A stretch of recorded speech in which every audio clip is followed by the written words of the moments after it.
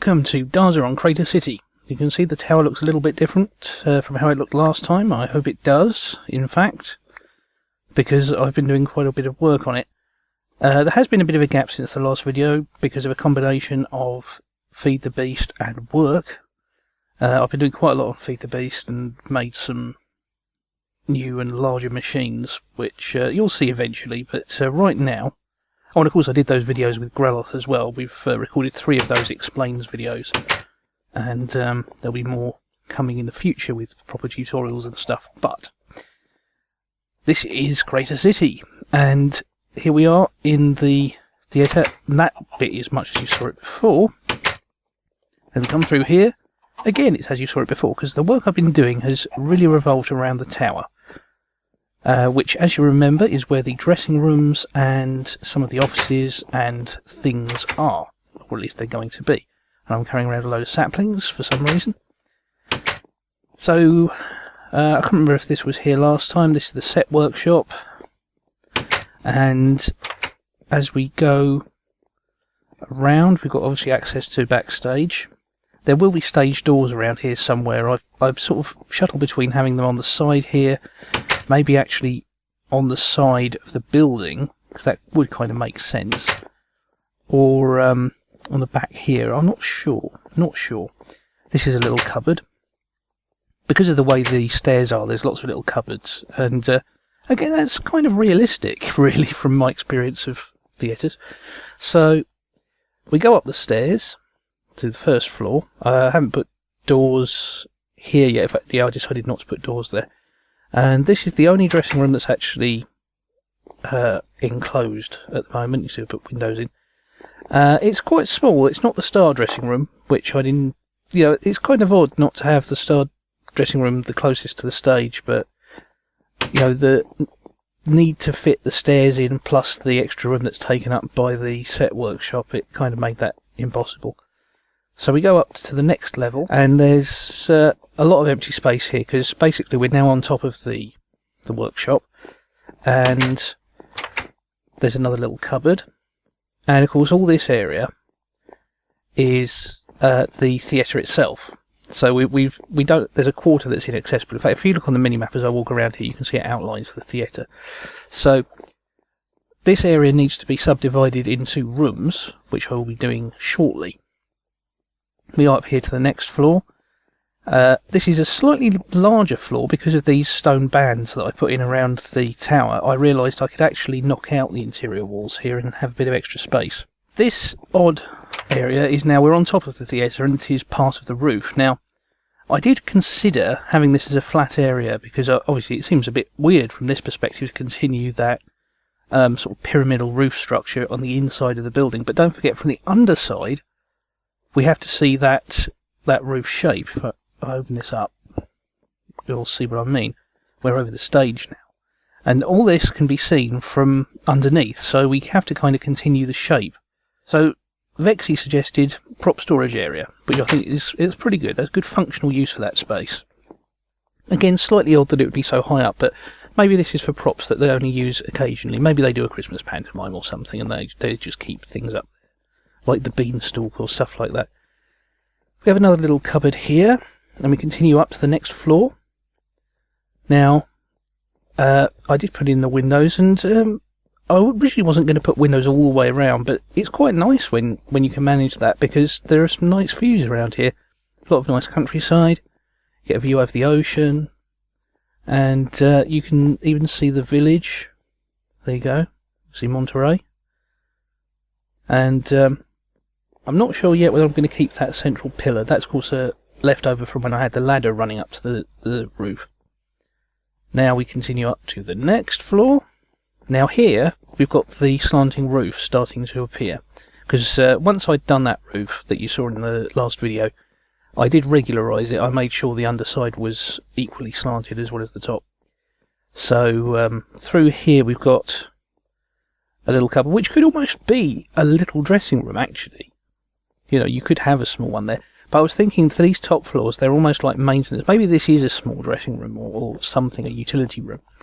But when we get to the final floor, which you go across to these stairs, There's room here for a couple of rooms, but I'm definitely thinking maintenance up here, sort of janitorial services.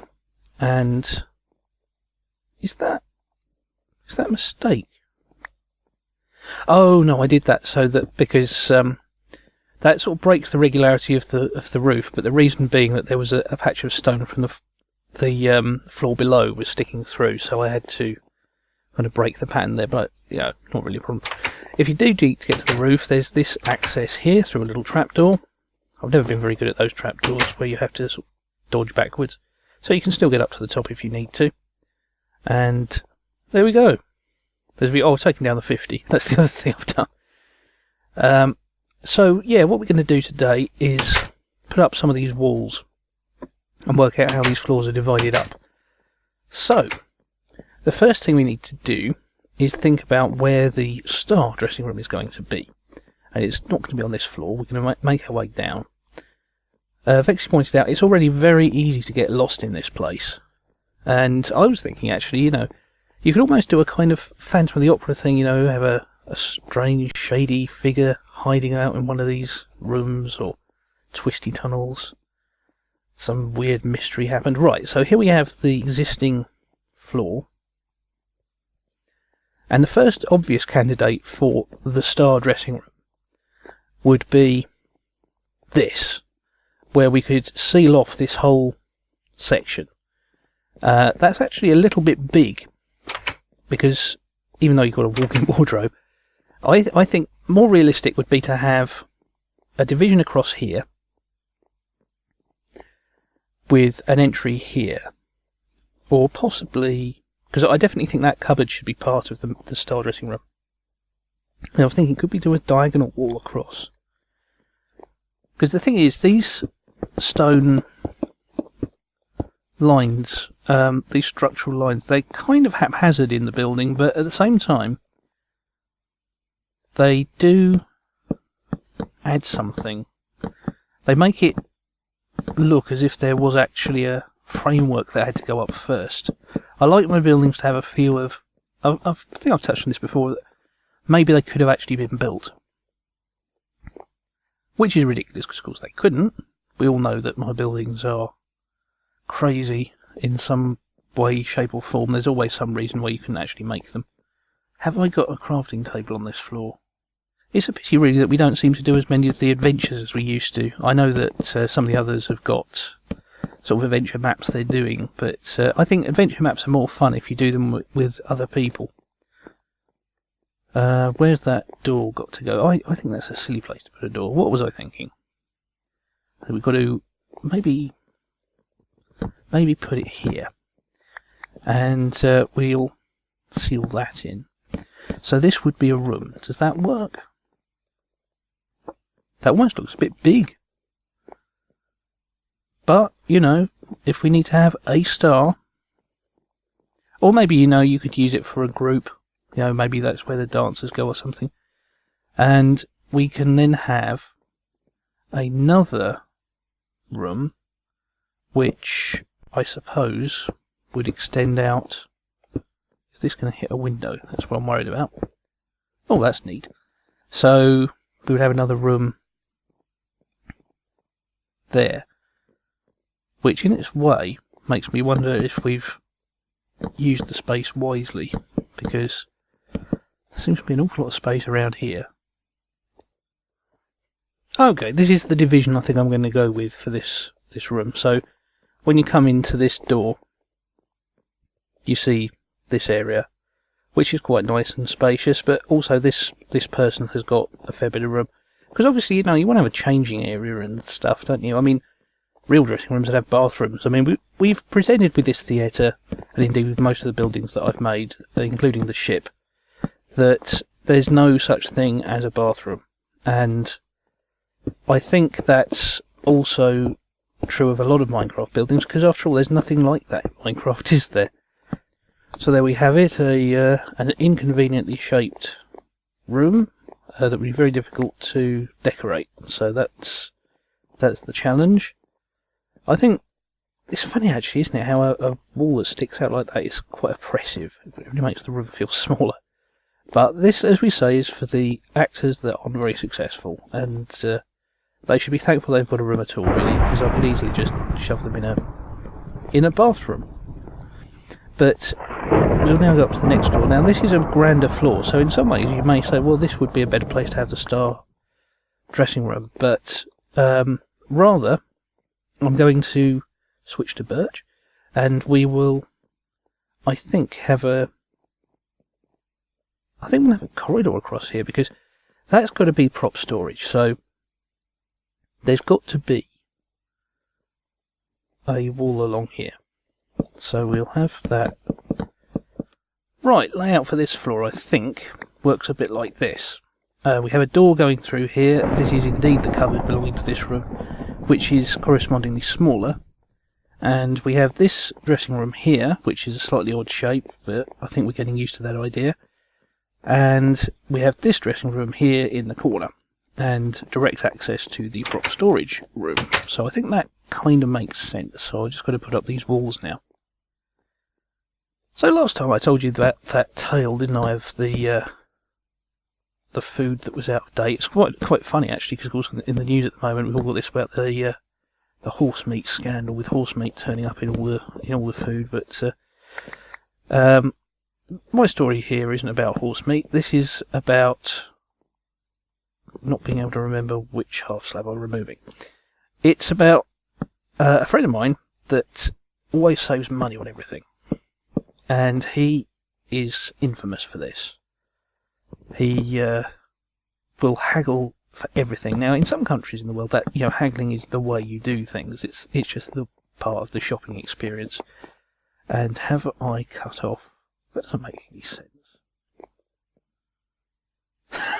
Look at this. I've put a wall here that I didn't mean to create. I've made a tiny little dressing room there. How about that? But yeah, this friend of mine. This axe is going to go in a minute.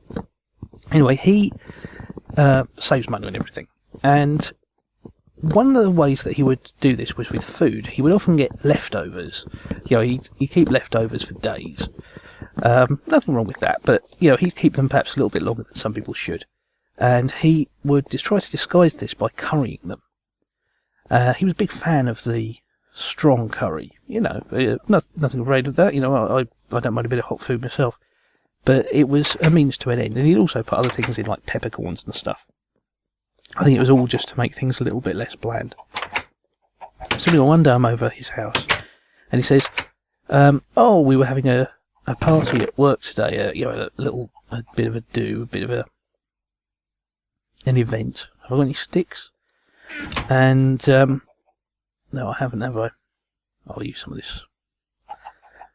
And hopefully I've got some iron somewhere. Yes, I have. And anyway, yeah, he said we had some stuff left over, so I brought back some sandwiches. So do you want a sandwich? And I thought, well, all right, fair enough. So I had this sandwich, and it was a baguette, half a baguette. I think he had half, I had half. And it's quite common, at work you have bits left over, you bring them home like a doggy bag. It's nothing wrong with that.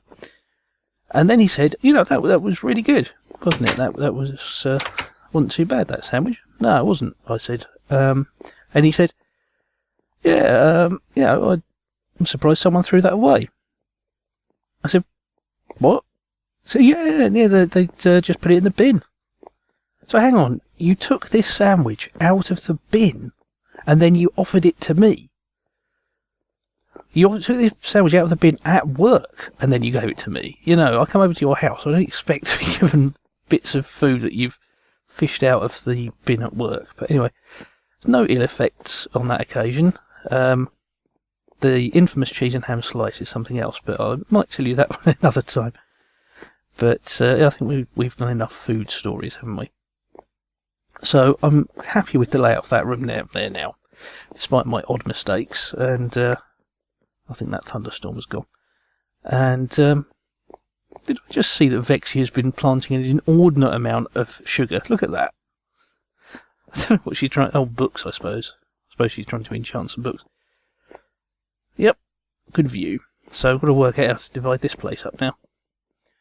Oh, you know what that is? Where I'd got that bit mismatching that. That's because this is the end of the slanting roof, isn't it? We're that high up now.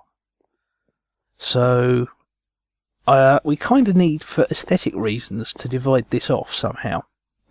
So I think this side is definitely going to be another dressing room. So let me get some spruce. Just mark this out.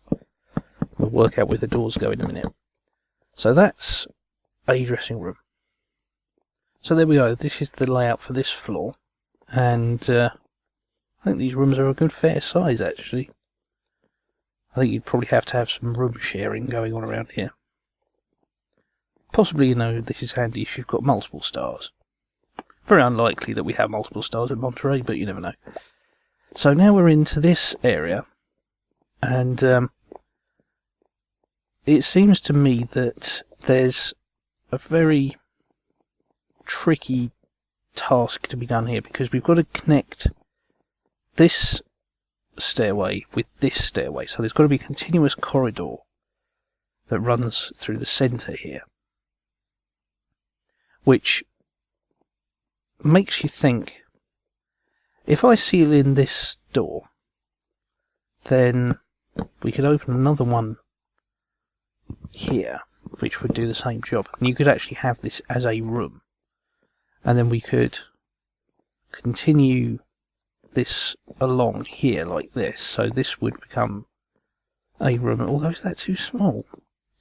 Maybe it would be better just to remove this wall.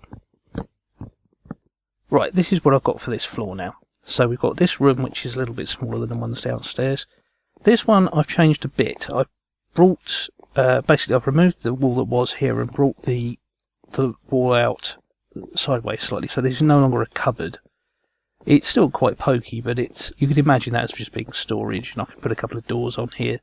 We've got this slightly odd detail here because of the steps that go through, but this is still making fairly good use of the space. This is another bit which I have changed. It's now slightly larger than it was, and I think this will work as a dressing room.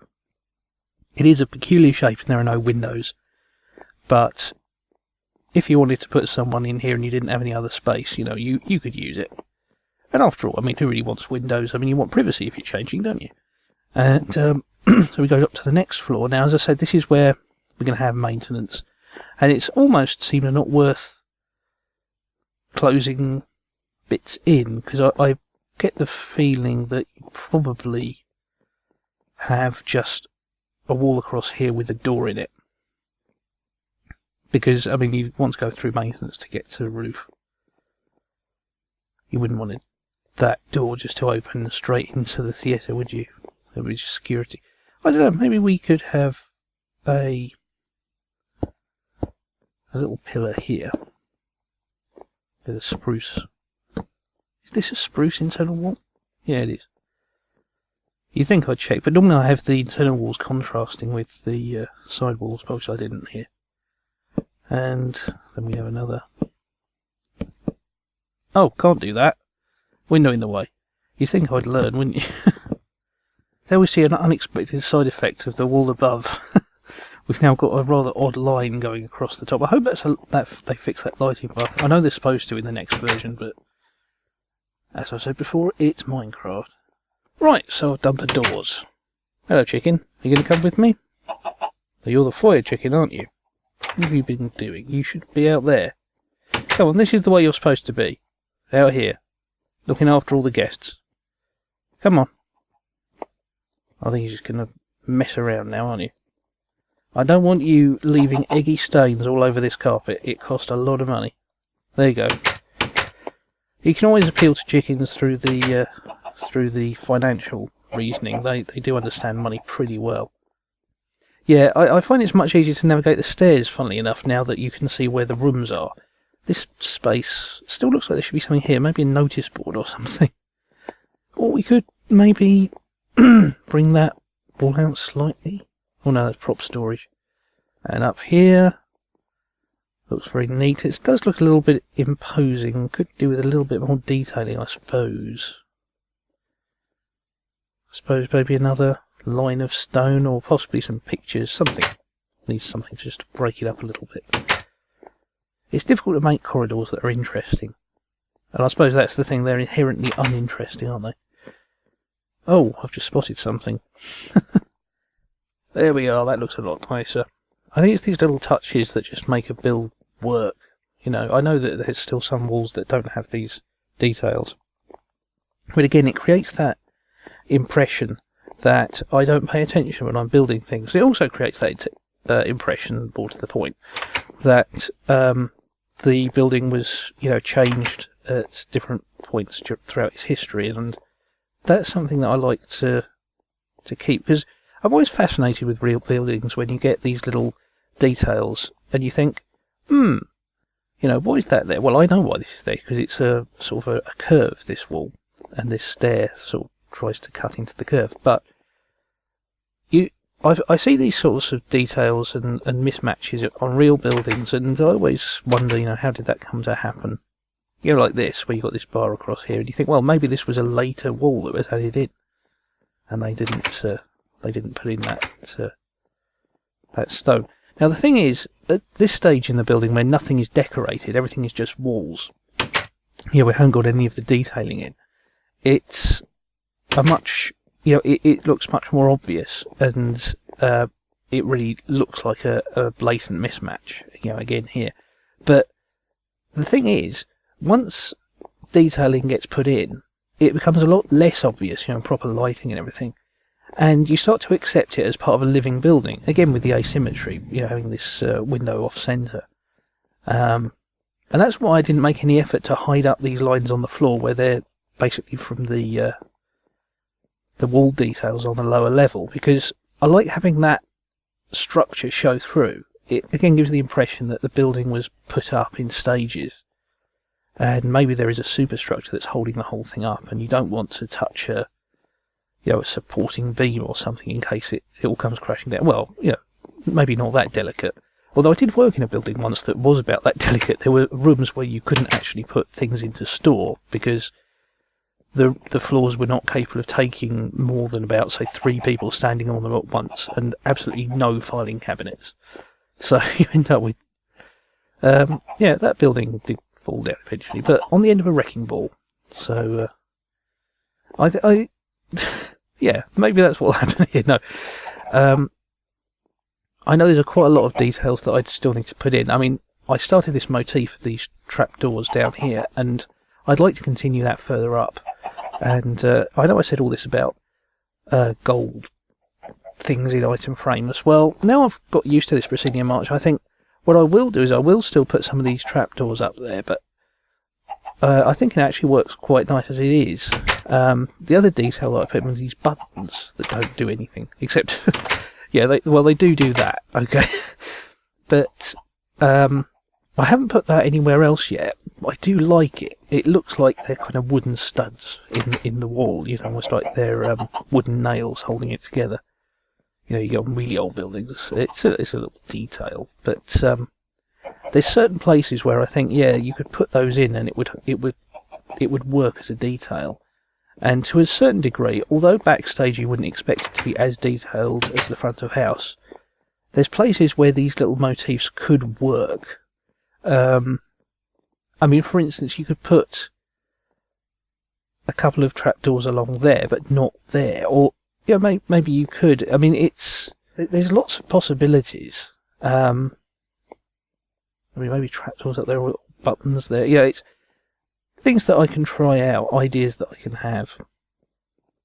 Ultimately, to me, that's what makes a building a building. It's the details rather than the overall structure. But when you're planning the structure, it's worth thinking these things through and thinking, well, how would this have been put up? And how is it being held up? And what details would there be if you were actually here? What would you see as you looked around? I mean, I still think that's a bit plain over there. That I've experimented with putting trapdoors on, but it looks a bit overkill. I don't think I tried buttons. I suppose I could. I've got some. We'll try that. I actually made 3, but I think 2 would probably be enough. Looks almost like a face. Maybe if we changed the... we don't actually need that torch there anymore, do we? I think that probably does it for me, because that now no longer looks like it's just a flat wall. And it's just those little touches that, to me, make all the difference. And, of course, we've still got to put all the seating in for the orchestra. I didn't think of that. Still got to do that. You know, it looks like there's a lot done, but there's still so much still to do. Curtains and lighting and all that stuff. And it did occur to me too, we don't have a gallery up the back for the director to go, although that is fixable. We also don't have somewhere for the stage manager to go, or the lighting guy, or anything. So I don't know. It's in some ways it's more like a community hall with these tiny wings, but at the same time, I wanted it to be more of a grand theatre. There's still ways to fix all of these things, though.